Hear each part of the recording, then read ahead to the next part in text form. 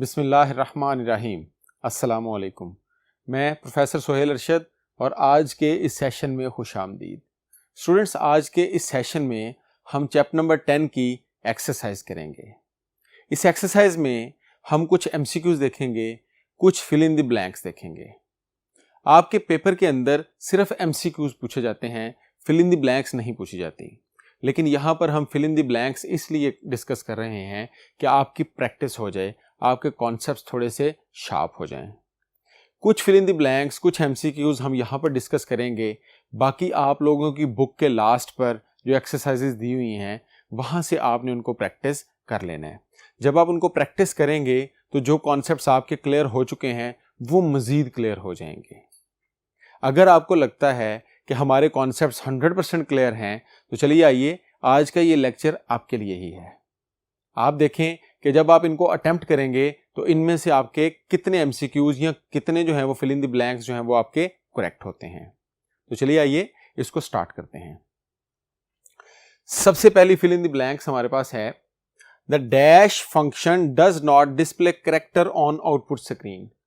कौन सा फंक्शन हमारे पास, जो कौन सा इनपुट फंक्शन है जो हमसे इनपुट लेता है लेकिन उसको स्क्रीन के ऊपर जो है वो डिस्प्ले नहीं करवाता।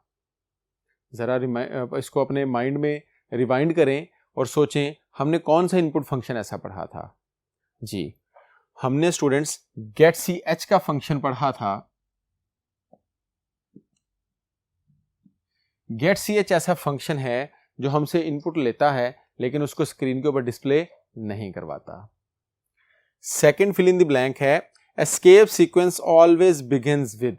एस्केप सीक्वेंसेस जो हैं वो किस चीज से स्टार्ट किए जाते हैं?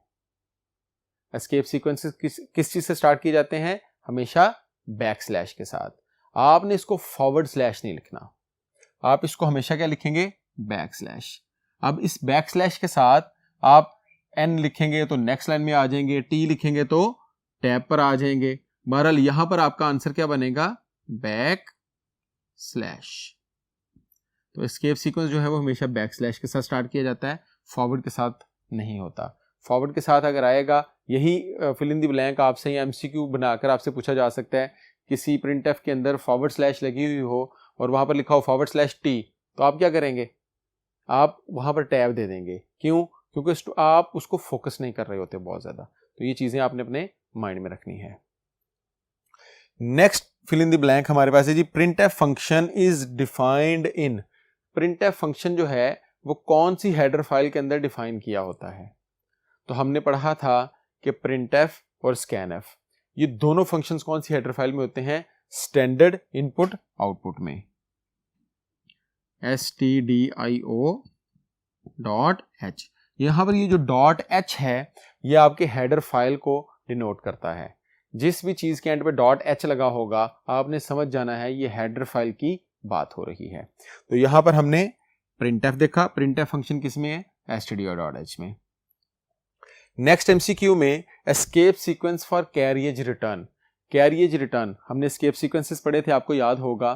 तो वहां पर जो कैरियज रिटर्न करने के लिए, यानी कि लाइन के स्टार्ट में लाने के लिए, यानी कि मैंने आपको कहा था कि आपके कीबोर्ड का जो होम का बटन है वो वाला जो फंक्शन परफॉर्म करने के लिए हम कौन सा एस्केप सीक्वेंस यूज करते हैं? तो स्टूडेंट्स वहां पर हम कौन सा एस्केप सीक्वेंस यूज करते हैं? हम /r यूज करते हैं। /r कहते हैं कैरियज रिटर्न को। Next fill in the blank है, symbol used for address operator is. हमारे पास स्कैनएफ के अंदर जो हम address operator, address of operator जिसको कहते हैं, उसके लिए जो सिंबल यूज करते हैं उसको हम क्या कहते हैं? वो कौन सा सिंबल है? वो एंड का सिंबल है और इसको हम एम्परसाइन कहते हैं। स्टूडेंट्स, उम्मीद है ये फिल इन द ब्लैंक्स आपके थोड़े बहुत जो है वो कॉन्सेप्ट्स को मजीद क्लियर करने में हेल्पफुल हुई होंगी। चलिए आइए नेक्स्ट बोर्ड पर जो है वो हम कुछ एमसीक्यूज को डिस्कस करते हैं। स्टूडेंट्स, फर्स्ट एमसीक्यू जो है वो आपको बोर्ड पर नजर आ रहा है। Function get C H is defined in. Get C H का जो फंक्शन है वो कौन सी हेडर फाइल के अंदर डिफाइन किया जाता है? यहां पे अल्फा ऑप्शन में लिखा हुआ है stdio.h। stdio.h में हम जानते हैं प्रिंट एफ और स्कैन एफ डिफाइन होते हैं। बीटा ऑप्शन में लिखा है स्ट्रिंग डॉट एच, स्ट्रिंग के जो फंक्शंस हैं वो स्ट्रिंग डॉट एच के अंदर डिफाइन होंगे। चार्ली में लिखा है math dot H, math dot H हमारे पास ऐसी हेडर फाइल है जिसके अंदर हम मैथमेटिकल फंक्शंस को, इसकी जितने भी मैथमेटिकल फंक्शंस हैं ना उनकी प्रोटोटाइपिंग उधर हुई है। जिस तरह SQRT जैसे स्क्वायर रूट का हमारे पास इसकी एक एग्जांपल है। हम SQRT कि ये हमारे पास एक फंक्शन होता है, अगर मैं लिखूं यहाँ पे 25 तो ये क्या होगा, मेरे पास स्क्वायर रूट आ जाएगा 25 का। तो जब भी मैं ऐसा फंक्शन जो मैथमेटिक्स का होगा वो अपने प्रोग्राम में यूज करना चाहूंगा तो मैं उसके लिए कौन सी हेडर फाइल को यूज करूंगा, मैथ डॉट एच को। यहां पर बात हो रही है गेट सी एच की, तो गेट सी एच हमारा जो है वो कोन डॉट एच के अंदर डिफाइन होता है। तो यहां पे कोन डॉट एच डेल्टा जो है वो आपका करेक्ट आंसर बनेगा। नेक्स्ट एमसीक्यू देखें, how many variables can be used in on printf function. एक प्रिंटफ फंक्शन के अंदर ये ऑन नहीं है, ये 1 है। एक प्रिंटफ फंक्शन के अंदर हम कितने वेरिएबल जो हैं वो इस्तेमाल कर सकते हैं। तो स्टूडेंट्स प्रिंटफ फंक्शन का सिंटैक्स हमारे पास किस तरह से होता है, हम लिखते हैं प्रिंटफ,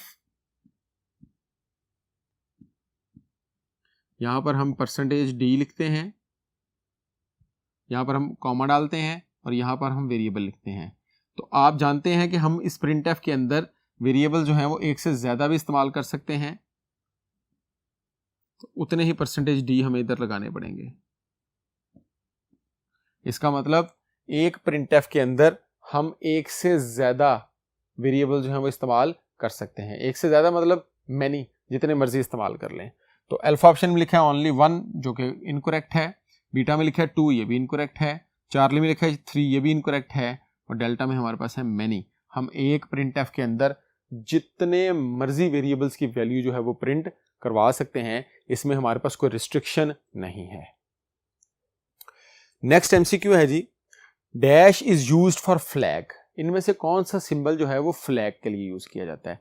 जरा अपने कॉन्सेप्ट्स को दोबारा रिवाइंड करें और सोचें कि ये फ्लैग्स हमने कहां पर पढ़े थे। स्टूडेंट्स अगर हम फ्लैग की बात करें तो आपके माइंड में एक टॉपिक आएगा फील्ड विड्थ का। उस फील्ड विड्थ के अंदर हमने क्या पढ़े थे, फ्लैग्स पढ़े थे। कौन कौन से फ्लैग थे हमारे पास, प्लस और माइनस के। तो यहां पर ऑप्शन में कौन से लिखे हुए हैं, प्लस भी लिखा है माइनस भी लिखा है। इसका मतलब ये दोनों फ्लैग हम इसमें यूज कर सकते हैं। प्लस का फ्लैग हमने किस लिए इस्तेमाल किया था, प्लस का फ्लैग हमने इस्तेमाल किया था जब हम पॉजिटिव वैल्यूज के साथ प्लस का साइन प्रिंट करवाना चाहें। और माइनस का फ्लैग किस लिए इस्तेमाल किया था, जब हम लेफ्ट अलाइन करना चाहें। हमारी जो आउटपुट होती है हम जानते हैं वो बाय डिफॉल्ट क्या है, राइट अलाइन। अगर हम उस आउटपुट को लेफ्ट अलाइन करना चाहेंगे तो हम क्या करेंगे, उसके साथ नेगेटिव का साइन लगाएंगे, माइनस का साइन लगाएंगे फील्ड विड्थ के अंदर, तो वो हमारी आउटपुट क्या हो जाएगी, लेफ्ट अलाइन। बहरहाल यहां पर उसने पूछा कौन सा फ्लैग है, तो बोथ ए एंड बी हमारा क्या बनेगा, यहां पे करेक्ट आंसर बनेगा। नेक्स्ट एमसीक्यू है जी, what will be the output of the printf %.3f। यहां पर एक स्टेटमेंट लिखी हुई है प्रिंटफ की और इसकी आउटपुट पूछी गई है। अब आप जरा गौर करें कि इसके अंदर यहां पे लिखा है 0.3, इसका मतलब इशारिया के बाद कितनी वैल्यूज, 3 वैल्यूज। ये इसकी प्रिसीजन को बताया गया है। परसेंटेज और एफ के दरमियान हमने पॉइंट के बाद जो चीज, हमें पता है कि हम परसेंटेज और एफ के दरमियान 2 चीजें लिखते हैं। ये जो होती है ये होती है फील्ड विड्थ, और ये जो हमारी पॉइंट के बाद है इसको हम क्या कहते हैं, ये क्या है, प्रिसीजन। प्रिसीजन क्या है, एक्यूरेसी। बेसिक जो हमारी बेसिक एक्यूरेसी है परसेंटेज एफ यानी कि फ्लोट वैल्यूज के लिए वो 6 है, यानी कि 6 डेसिमल प्लेसेस तक हमारी वैल्यू एक्यूरेट आती है इसमें। लेकिन यहां पर उसको कट किया गया है 3 डेसिमल प्लेसेस तक। तो इसका मतलब हमने जो अपना आंसर ढूंढना है वो इशारिया के बाद कितनी वैल्यूज तक ढूंढना है, 3 वैल्यूज तक। तो पहले ऑप्शंस को देखते हैं फिर दोबारा इसको एक्सप्लोर करेंगे। अल्फा ऑप्शन में देखें यहां पर इशारिया इन्होंने लगाया ही नहीं, तो ये तो हमारी बिल्कुल रिजेक्ट हो गई। बीटा ऑप्शन में देखें इशारिया के बाद 1 2 3 4 5 वैल्यूज हैं, तो ये भी ऑप्शन क्या होगी, रिजेक्ट, क्योंकि हमने इशारिया के बाद कितनी वैल्यूज देखनी है, 3। चार्ली ऑप्शन में इशारिया के बाद 3 वैल्यूज लिखी हुई हैं 3.457, लेकिन यहां पर तो 6 था। हम जानते हैं कि जब हम वैल्यूज को राउंड ऑफ करते हैं तो ये वाली वैल्यू अगर 5 से बड़ी हो तो हम पिछली वैल्यू को इंक्रीज कर देते हैं, तो चार्ली हमारा यहाँ पे क्या बनेगा, करेक्ट आंसर बनेगा, क्योंकि इशारिया के बाद 3 तक की पर्सियन थी। ये जो MCQ है आप इसको याद करें, यह आपसे फ्लोट की जो पर्सियन वाला टॉपिक था फील्ड विड्थ के अंदर ही, उसके अंदर से पूछा गया है। चलिए आइए नेक्स्ट बोर्ड पे कुछ और MCQs को डिस्कस करते हैं। स्टूडेंट्स, नेक्स्ट MCQ जो आपकी स्क्रीन पर नजर आ रहा है उसमें लिखा हुआ है जी print f part 1/r part 2। एक स्टेटमेंट लिखी है प्रिंट एफ की, उसके अंदर हमने /r लिखा है कैरिएज रिटर्न के लिए, और पूछा गया है कि इसका आउटपुट क्या आएगी। अच्छा, अल्फा ऑप्शन में देखें, अल्फा ऑप्शन में लिखा हुआ है पार्ट 1 स्पेस पार्ट 2।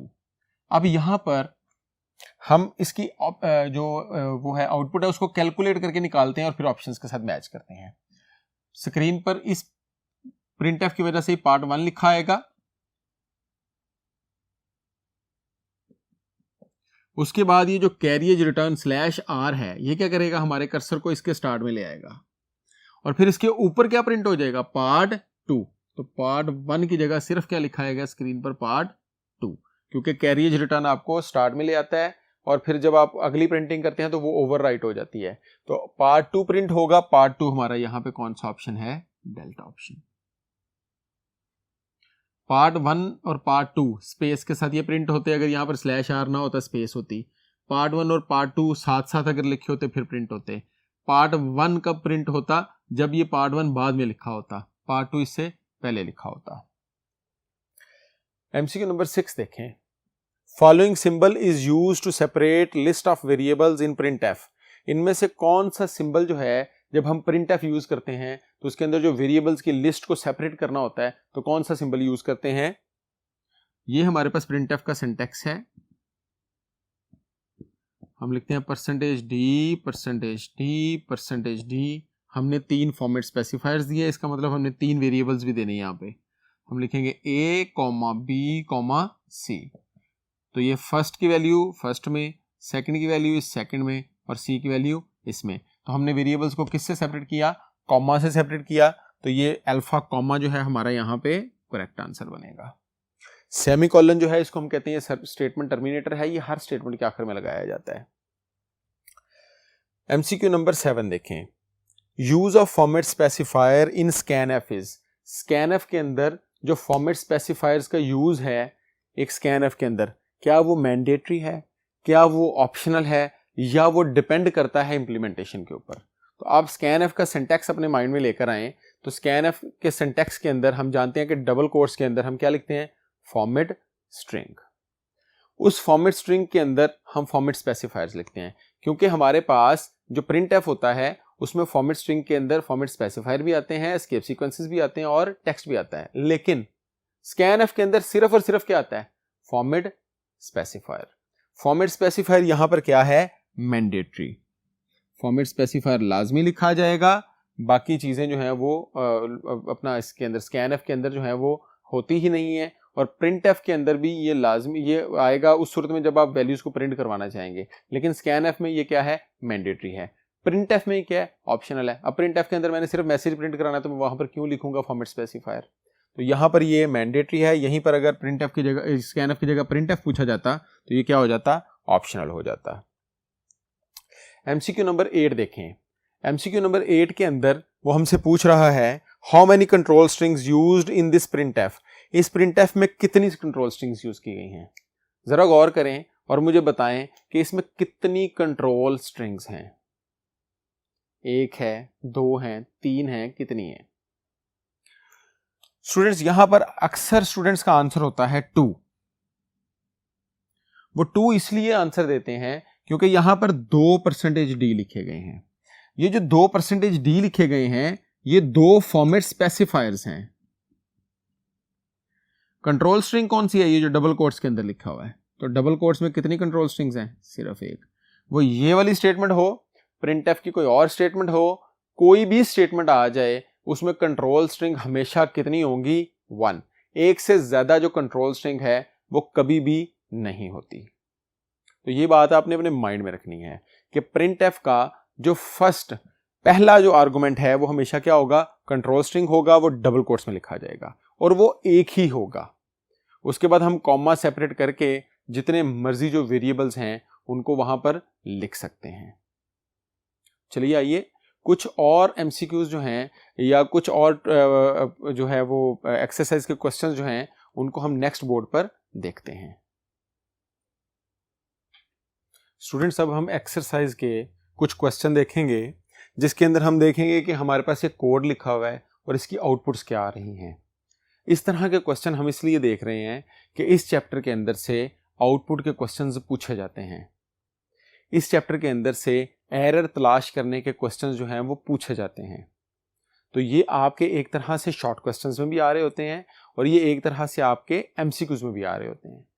हमारे पास एक कोड लिखा हुआ है और इसकी आउटपुट पूछी गई है। Write the output if user enters D for get CHE, यानी कि यहां पर गेट CHE में जो वैल्यू हम एंटर कर रहे हैं, हमने फर्स्ट लाइन में क्या किया, एक वेरिएबल डिक्लेयर किया जिसका नाम था x और उसकी डाटा टाइप क्या थी 4। अब ये जब हमने वेरिएबल डिक्लेयर किया तो मेमोरी में एक ब्लॉक बन गया, इस ब्लॉक का नाम क्या है x और इसकी डाटा टाइप है 4, यानी कि ये कैरेक्टर वैल्यू को अपने अंदर स्टोर करेगा। उसके बाद यहां पर हमने गेट CHE में क्या एंटर किया, d। जब हमने गेट CHE में d एंटर किया तो ये d किसके अंदर चला गया, x के अंदर। उसके बाद हमने प्रिंट करवाया %c को, %c के जरिए x को, यानी कि d को प्रिंट करवा लिया सिंपल। अब वो पूछ रहा है कि इसकी आउटपुट क्या बनेगी। चलिए आइए इसकी जरा आउटपुट देखते हैं। ये हमारे पास आउटपुट स्क्रीन है। हमारा प्रोग्राम स्टार्ट हुआ और एक कर्सर ब्लिंक कर रहा था। उस कर्सर के अंदर हमने एक वैल्यू जब एंटर की तो वो गेट CHE के अंदर एंटर हुई। गेट CHE में E लगा हुआ है, इसका मतलब है इको। इसका मतलब जब हम वैल्यू एंटर करेंगे तो वो स्क्रीन पर प्रिंट भी होगी, इको होगी। अब हमने यहां पर एंटर किया D, तो स्क्रीन पर क्या लिखा आ गया, D। वो वैल्यू चली गई x में। उसके बाद जब हमने इसको प्रिंट करवाया %c के जरिए x को, तो यहां पर D प्रिंट हो गया। तो इसका आंसर क्या आएगा, D। इसका मतलब एक D प्रिंट हुआ गेट CHE के टाइम पर और एक D प्रिंट हुआ आपके printf के टाइम पर। सेकंड, आपके पास ये एक प्रोग्राम लिखा हुआ है। इस प्रोग्राम के अंदर हमारे पास लिखा है जी int k = 35। हमने k एक वेरिएबल लिया और इसके अंदर वैल्यू रखवाई 35। अब printf में हमने यहां पर 3 फॉर्मेट स्पेसिफायर्स लिए और 3 हमने इसमें एक्सप्रेशंस दे दिए। जब भी printf के अंदर एक्सप्रेशंस आएंगे तो वो हमेशा राइट टू लेफ्ट कैलकुलेट होंगे।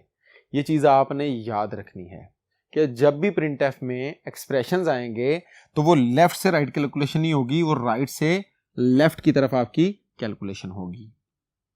अब यहां पर क्या होगा, सबसे पहले हम इसको कैलकुलेट करेंगे, k = 40। क्या k 40 से बड़ा है? k हमारे पास क्या है, 35। इसका मतलब k 40 से बड़ा नहीं है। तो पिछले चैप्टर में हमने ये रिलेशनल ऑपरेटर्स पढ़े थे, ये क्या रिटर्न करेगा, 0। इसका मतलब कि k अगर k 40 से बड़ा नहीं है तो फॉल्स है, जब फॉल्स होगा तो ये 0 रिटर्न करेगा। तो ये जो 0 रिटर्न करेगा वो 0 प्रिंट हो जाएगा इस %d में, तो हमारे पास स्क्रीन पर लिखा आएगा 0। उसके बाद हम इधर आ जाएंगे, k = 50। हमने k को क्या वैल्यू दे दी, 50 दे दी। ये हम k को वैल्यू असाइन कर रहे हैं। k ये इक्वल टू का ऑपरेटर नहीं है, आपने लास्ट चैप्टर में पढ़ा होगा, ये असाइनमेंट का ऑपरेटर है। k को क्या असाइन हो रहा है, 50 असाइन हो रहा है। जब k को 50 असाइन हुआ तो वही 50 यहां पर प्रिंट हो गया इस %d में, तो यहां पे लिखा आएगा 50। उसके बाद हमने ये वाला एक्सप्रेशन कैलकुलेट किया तो k = अब ये k 50 हो चुका है तो लिखा हुआ k = 35। k जो है क्या वो 35 के बराबर है, तो k 35 के बराबर नहीं है क्योंकि k क्या है हमारे पास 50। तो इसका मतलब ये वाला जो एक्सप्रेशन है इसका आंसर भी 0 आएगा, ये भी रॉन्ग है। तो इसका जो 0 है वो इस %d में आ जाएगा, तो यहां पर भी क्या आ जाएगा, 0। यहां पर जो कंफ्यूजन थी इस पूरे क्वेश्चन के अंदर वो सिर्फ और सिर्फ ये थी कि यहां पर स्टूडेंट्स क्या करते हैं, एक्सप्रेशन को इधर से कैलकुलेट करना शुरू कर देते हैं। आप नोट करें, अगर आप इधर से कैलकुलेट करते तो ये फर्स्ट कंडीशन क्या हो जाती, ट्रू। जब ये ट्रू होती तो 1 रिटर्न होता, तो इस 0 की जगह क्या प्रिंट होता, 1। यहां पर ठीक था, यहां पर 50 ही प्रिंट होना था और यहां पर क्या प्रिंट होना था, ये आपके पास ट्रू प्रिंट हो जाना, तो ये यहां पर भी 1 आ जाना, यानी कि 151 आ जाना था अगर आप इधर से कैलकुलेशन करते। तो आपने ये चीज़ याद रखनी है कि जब भी आप कैलकुलेशन करेंगे एक्सप्रेशन की प्रिंट एफ के अंदर तो वो राइट टू लेफ्ट कैलकुलेशन होगी। चलिए आइए एक दो मज़ीद जो एग्जांपल्स हैं या एक दो मज़ीद आउटपुट के क्वेश्चन जो हैं उनको हम नेक्स्ट बोर्ड पर डिस्कस करते हैं। यहां पर आपके पास एक और क्वेश्चन लिखा हुआ नजर आ रहा है, उसमें लिखा है write down the output if user enter 65 for m and 66 for n। यानी कि इसमें इस प्रोग्राम में दो वेरिएबल्स इस्तेमाल हुए होंगे m और n। उसमें आपने 65 एंटर करना है m में और 66 एंटर करना है n में जब पूछा जाएगा। तो यहां पर हमने क्या किया, दो वेरिएबल्स डिक्लेयर किए, एक का नाम हुआ m, एक का नाम है n। इन दोनों वेरिएबल्स के अंदर हमने एक मैसेज प्रिंट करवाया जी कि एंटर वैल्यूज, उसके बाद हमने स्कैनएफ से इन दोनों को वैल्यू दी, उसके बाद हमने इनको प्रिंट करवा दिया %d के साथ m और n की वैल्यू को। तो आप इस कोड को जरा गौर से देखें और सोचें कि इसका आंसर क्या होगा, यानी कि स्क्रीन पर इसकी आउटपुट क्या आएगी। जी कुछ समझ आया बेटा? स्क्रीन के ऊपर इसकी जो आउटपुट आएगी वो आएगी गार्बेज वैल्यू।